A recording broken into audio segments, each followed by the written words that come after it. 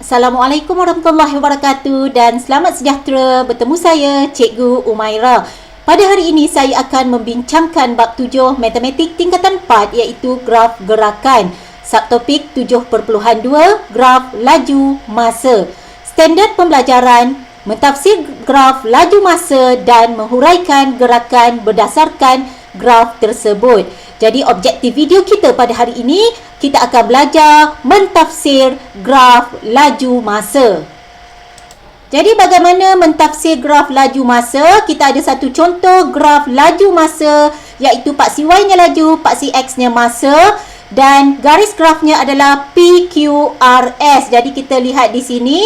Di sini akan diwakili garis PQ, QR dan RS. PQ kita nampak garisnya semakin menaik, bermaksud berlaku pecutan laju di situ.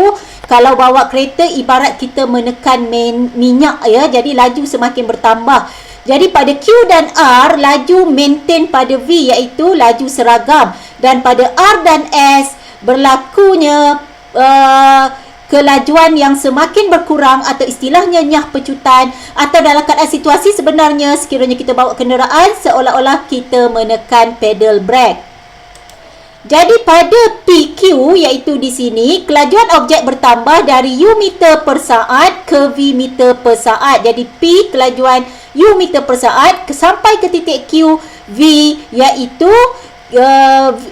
titik Q V meter per saat. Jadi keturunan graf bernilai positif. Jadi kalau kita belajar bab garis lurus yang menaik keturunannya adalah positif. Jadi pecutan adalah perubahan laju bahagi perubahan masa. Jadi luas di bawah graf PQ adalah luas trapezium A yang mewakili jarak yang dilalui dalam tempoh T1 saat. Jadi kita kaji pula QR. Jadi QR di sini lajunya adalah seragam. QR adalah garis lurus yang selari dengan paksi X, bermaksud tiada kecerunannya adalah sifar. Tidak ada perubahan laju atau istilahnya adalah laju seragam, bermakna objek bergerak dengan laju seragam. Jadi luas di bawah graf QR adalah B, kawasan B, iaitu luas yang diwakili oleh segi empat tepat. Akan mewakili jarak yang dilalui oleh garis yang dilalui oleh kenderaan yang mewakili graf ini pada masa T2 tolak T1.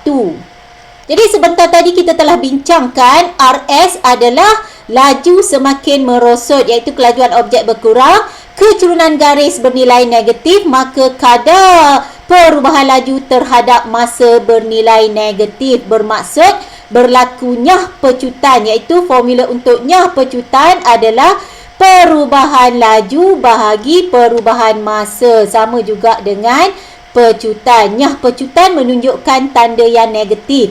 Tidak ada perubahan arah iaitu gerakan objek kekal pada arah yang sama. Luas segitiga C iaitu luas di bawah graf RS mewakili jarak yang dilalui. Jadi luas bawah graf adalah kawasan C yang diwakili jarak yang dilalui oleh kenderaan pada masa T3 tolak T2. Jadi inilah bagaimana kita mentafsir suatu graf laju masa. Jadi sedikit maklumat sekadar ingatan iaitu laju adalah kadar perubahan jarak terhadap masa, iaitu laju adalah jarak bahagi masa. Hal laju pula adalah kadar perubahan sesaran objek pada arah tertentu terhadap masa. Jadi hal laju sesaran bahagi masa. Jadi laju tadi jarak bahagi masa, pecutan adalah formulanya laju bahagi masa. Jadi kita lihat contoh 14 di dalam buku teks muka surat 200. Graf laju masa di sebelah menunjukkan gerakan kereta Puan Salina dalam tempoh 15 saat. A. Hitung kadar perubahan laju terhadap masa dalam meter saat kuasa negatif 2 bagi 5 saat yang pertama. B. Huraikan gerakan kereta bagi tempoh 5 saat yang kedua. C. Hitungkan jumlah jarak dalam meter yang dilalui dalam tempoh 15 saat. Jadi untuk menjawab soalan A terlebih dahulu, kita kenal pasti iaitu soalan meter kadar perubahan laju terhadap masa bagi 5 saat yang pertama. Jadi sebelum ini, ketika kita mentafsir graf jarak masa, cikgu juga memberi tips, iaitu yang pertama, kenal pasti garis graf mana. Barulah yang kedua kita jawab mengikut kehendak soalan. Jadi di sini untuk kita kenal pasti garis graf mana, saya labelkan titik A, titik B, titik C dan titik D. Jadi untuk 5 saat yang pertama adalah diwakili oleh garis graf AB. Jadi apa yang dikehendaki soalan, iaitu yang kedua, jawab kehendak soalan.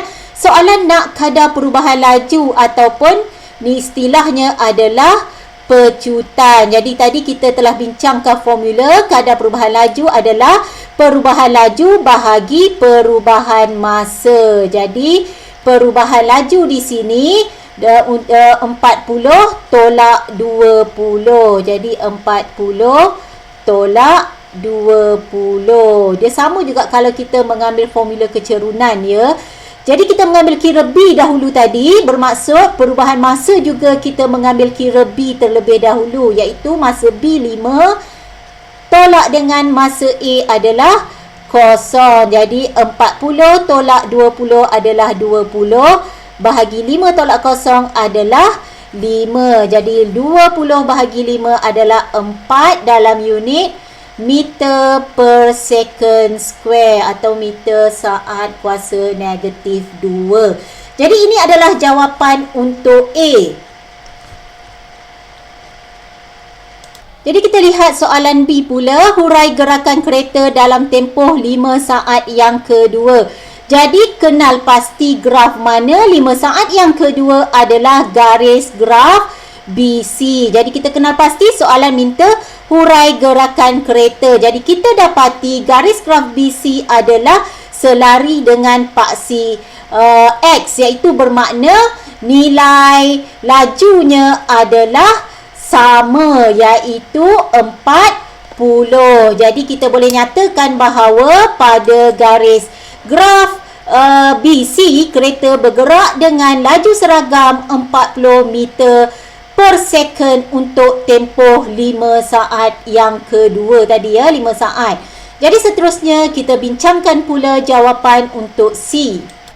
Jadi soalan C, soalan minta kita cari hitung jarak dalam meter yang dilalui dalam tempoh 15 saat. Bermaksud kita nak cari luas di bawah graf dalam tempoh 15 saat, bermakna luas ke semua graf. Jadi jarak adalah luas di bawah graf. Jadi kita bahagikan kepada beberapa bahagian, luas 1, luas 2 dan luas 3 untuk kita dapatkan luas 1 per 1. Jadi luas 1 bentuknya adalah trapezium. Jadi apabila kita semak unitnya, laju meter per saat, masanya adalah saat. Jadi kita tak perlu ubah apa-apa pada paksi X. Jadi amat penting untuk kita semak, ya.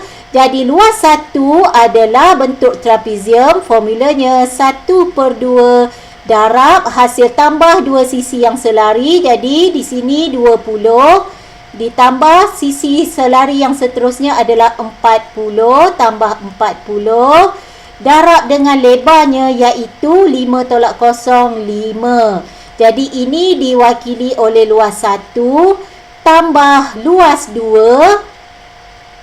Kita letak kurungan juga untuk luas 2. 1 per 2 didarab hasil tambah 2 sisi yang selari, iaitu di sini 40. Luas 2 ni bukan trapezium, ya. Jadi kita terlupa tadi, laju sangat. Jadi luas 2 bentuknya adalah segi 4. Jadi segi 4 panjang darab lebar. Jadi panjangnya 40, lebarnya adalah dari 10 tolak 5, ya. Jadi jawapannya 40 darab 5 untuk mewakili luas segi 4 yang diwakili bawah garis graf BC, iaitu kawasan 2. Tambah luas bagi kawasan 3. Jadi kita tengok di sini kawasan 3 bentuknya adalah trapezium. Jadi luasnya adalah 1 per 2 darab hasil tambah 2 sisi selari, 60 tambah 40, ya. Jadi 60 tambah 40. Seterusnya tutup kurungan darab dengan K. Lebarnya di sini 10 ke 15. Jadi masanya juga 5. Jadi kita tutup kurungan. Seterusnya kita boleh dapatkan jawapan bagi pengiraan ini menggunakan kalkulator. Jadi kita masukkan semua nilai dalam kalkulator. Kita ikut saja. Yang pertama kita buka kurungan. Jadi 1/2. Okey, didarabkan dengan hasil tambah 20 tambah 40. Kita letak dalam kurungan. Okey, tutup kurungan, darab 5. Okey, tutup kurungan, kita dah dapat luas A tambah luas B. Kita buka kurungan, 40 darab 5. Masukkan sahaja. Jadi mudah saja untuk kita kira sebab kita boleh menggunakan kalkulator saintifik. Tambah luas C, jadi kita buka kurungan untuk mewakili luas C, 1/2. Darab dengan hasil tambah, kita buka kurungan, 60 tambah 40. Tutup kurungan, darab 5. Okey, tutup kurungan untuk luas C. Maka kesemuanya kita akan dapat 600. Maka kita tulis jawapan kita 600 meter. Jadi kita selesai menjawab soalan contoh 14 A, B dan C. Seterusnya kita lihat pula soalan contoh 15 di dalam buku teks muka surat 201. Encik Daniel Wong memandu kereta ke kedai Serbaneka untuk membeli surat khabar. Graf laju masa di sebelah menunjukkan gerakan kereta Encik Daniel Wong dari rumah ke persimpangan jalan sebelum sampai di kedai Serbaneka tersebut. A. Huraikan gerakan kereta Encik Daniel Wong untuk tempoh 10 saat yang pertama. B. Apakah yang berlaku terhadap gerakan kereta Encik Daniel Wong dari saat ke-10 hingga saat ke-20? C. Hitung kadar perubahan laju terhadap masa dalam meter per second square bagi 5 saat terakhir. Dan soalan D. Hitung jarak dalam meter yang dilalui semasa nyah pecutan dan huraikan gerakan kereta pada tempoh tersebut. Jadi untuk memudahkan kita namakan graf laju masa yang diberikan dalam soalan. Jadi di sini dah ada titik O. Jadi tak perlu kita letakkan A di situ. Jadi kita mulakan di sini titik A, titik B dan titik C. Jadi soalan A minta kita hurai gerakan kereta Encik Daniel Wong untuk tempoh 10 saat yang pertama. Bermaksud bila kita nak huraikan, kita nampak berlaku pecutan. Jadi pecutan adalah kadar perubahan laju terhadap masa 10 saat yang pertama. Formulanya adalah perubahan laju bahagi perubahan masa. Jadi untuk kita cari pecutan, kita kenal pasti. Tadi kita tengok yang pertama kenal pasti graf mana? Okay, garis graf OA. Bermaksud kita nak cari kadar perubahan laju garis graf OA. Jadi kita akan jawab mengikut kehendak soalan. Jadi pada titik A, lajunya adalah 25. Tolak laju pada titik O adalah 0. Bahagi masa pada A adalah 10.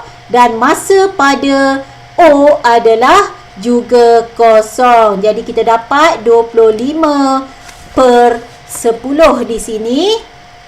Jadi jawapannya adalah 2.5 per saat kuasa 2. Jadi kesimpulannya kita boleh huraikan sebab soalan minta kita huraikan. Kereta mengalami pecutan dengan kadar 2.5 meter saat kuasa 2 dalam tempoh 10 saat. Jadi kita selesai menjawab soalan A.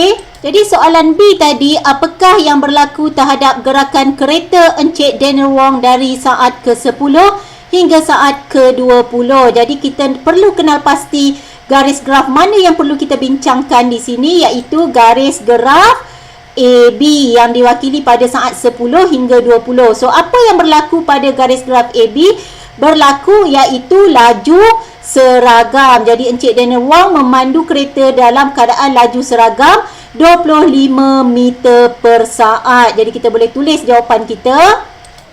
Kereta Encik Wong bergerak dengan laju seragam 25 meter per saat dari saat ke-10 hingga saat ke-20. Jadi soalan C, hitung kadar perubahan laju terhadap masa dalam meter per second square bagi 5 saat terakhir. Jadi kita lihat pada graf 5 saat terakhir diwakili oleh garis graf BC. Jadi soalan minta kita cari kadar perubahan laju. Kadar perubahan laju pada garis graf BC. Jadi kadar perubahan laju untuk garis graf BC, kita lihat pada masa C, okey, lajunya adalah sifar. Tolak pada masa B, lajunya adalah 25, iaitu perubahan laju.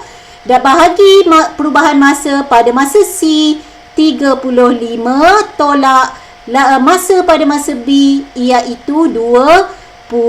Jadi kita dapat jawapan di sini negatif 25. Kita tahu dah nilainya adalah negatif kerana garis graf kita menurun.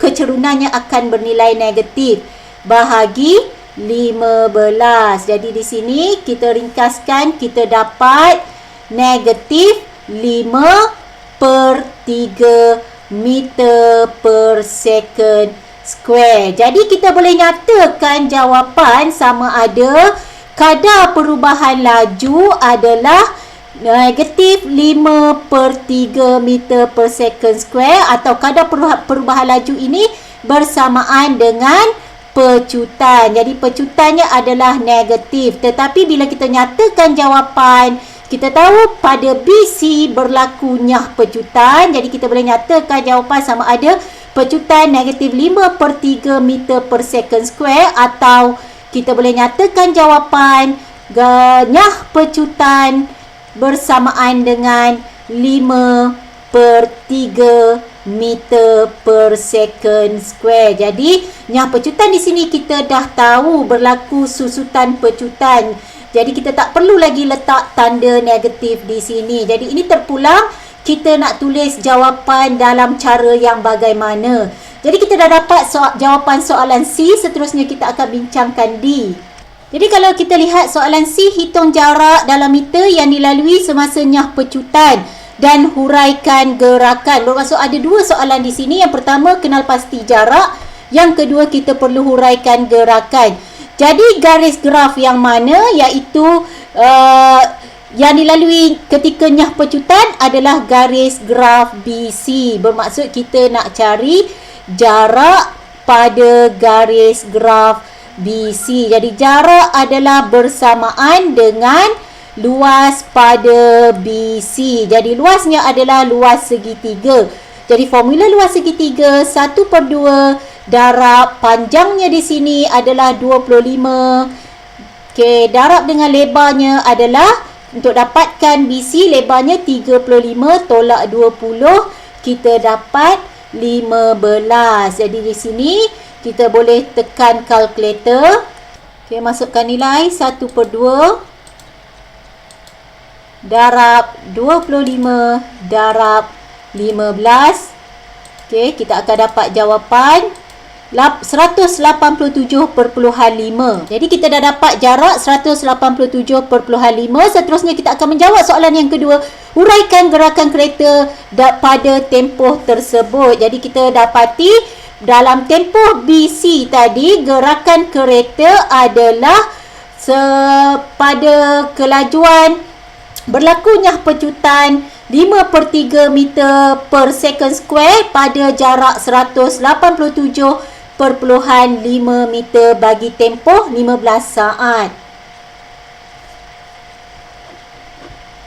Jadi kita boleh tulis jawapan yang lengkap. Kereta bergerak sejauh 187.5 meter dalam tempoh 15 saat dengan nyah pecutan 5/3 meter per second square. Jadi kita telah selesai membincangkan soalan contoh 15. Sekian saja untuk video kali ini. Dapatkan video seterusnya, kita akan belajar bagaimana menyelesaikan masalah yang melibatkan graf laju masa. Saya harap video ini mampu memberi manfaat kepada yang menontonnya. Sekian, terima kasih.